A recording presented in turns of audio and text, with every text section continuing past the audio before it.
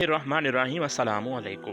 حضرت امام مسلم نے صحیح مسلم شریف میں حضرت عبداللہ بن عمر بن عاص رضی اللہ تعالیٰ سے نقل کیا ہے کہ رسول اللہ صلی اللہ علیہ وآلہ وسلم نے ارشاد فرمایا، بے شک اللہ تعالیٰ نے مخلوق کی تقدیر آسمانوں اور زمین کی تخلیق سے 50,000 سال پہلے لکھی، اور اس وقت اس کا عرش پانی پر تھا، یعنی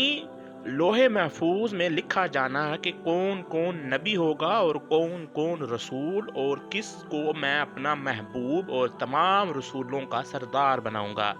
یہ اس بات کا ثبوت ہے کہ حضرت محمد صلی اللہ علیہ وآلہ وسلم کے خاتم المرسلین ہونے کا فیصلہ زمین و آسمان کی پیدائش سے بھی 50,000 سال پہلے ہو چکا تھا۔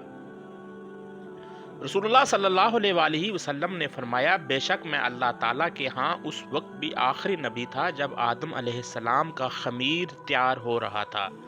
دوستو، یہ بات تو احادیث طیبہ سے ثابت ہے۔ پیارے آقا صلی اللہ علیہ وآلہ وسلم کی نبوت اور رسالت زمین و آسمان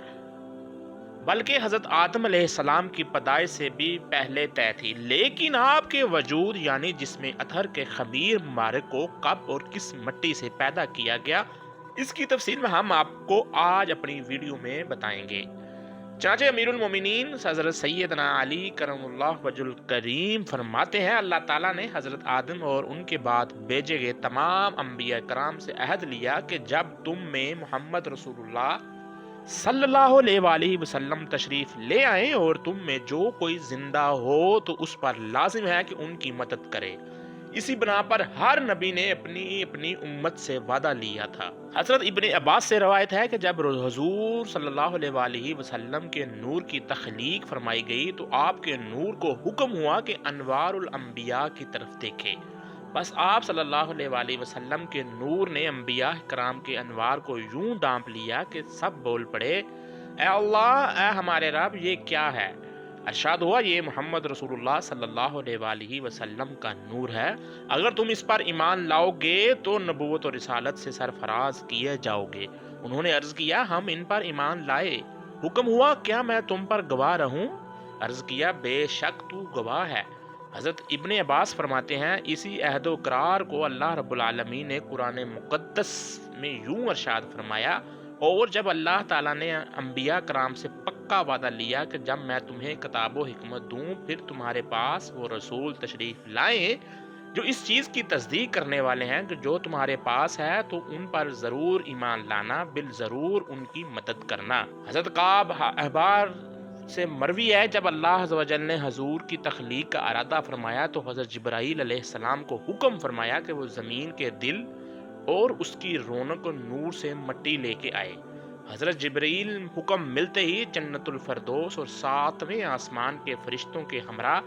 زمین پر تشریف لائے۔ اس جگہ سے ایک مٹھی مٹی لی جہاں آج پیارے آقا صلی اللہ علیہ وآلہ وسلم کی قبر اطہر ہے۔ وہ جگہ نہایت ہی سفید اور روشن تھی۔ آپ نے وہ مٹی لی اور جنت کے نہروں میں سے تسنیم کے پاک و صاف پانی میں سے اسے گوندا، یہاں تک کہ وہ مٹی ایک سفید موتی کی طرح ہو گئی جس سے عظیم شعاعیں نکل رہی تھی۔ پھر فرشتے اسے لے کر عرش اور کرسی کے گرد نیز آسمانوں، زمینوں، پہاڑ اور سمندروں میں لے کر گھومے، یہاں تک کہ تمام فرشتوں اور تمام مخلوق نے حضرت آدم علیہ السلام کی پہچان سے پہلے ہمارے سردار حضرت محمد صلی اللہ علیہ وآلہ وسلم کو پہچان لیا۔ حضرت ابن عباس اس بارے میں یوں فرماتے ہیں کہ رسول اللہ صلی اللہ علیہ وآلہ وسلم کے خمیر مبارک کا اصل زمین کی ناف یعنی مرکز سے ہے، جو مکہ مکرمہ میں بیت اللہ ہے۔ جو رب کائنات نے آسمان و زمین کو ارشاد فرمایا تھا کہ تم دونوں آؤ خوشی سے یا ناخوشی سے،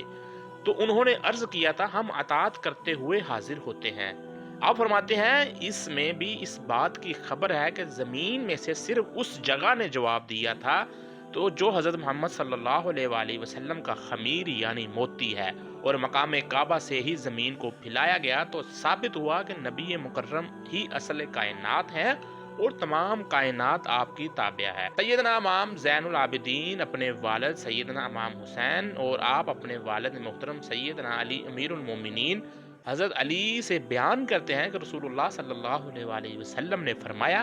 میں حضرت آدم علیہ السلام کی تخلیق سے 14,000 سال پہلے اللہ کے قرب خاص میں نور کی حالت میں تھا۔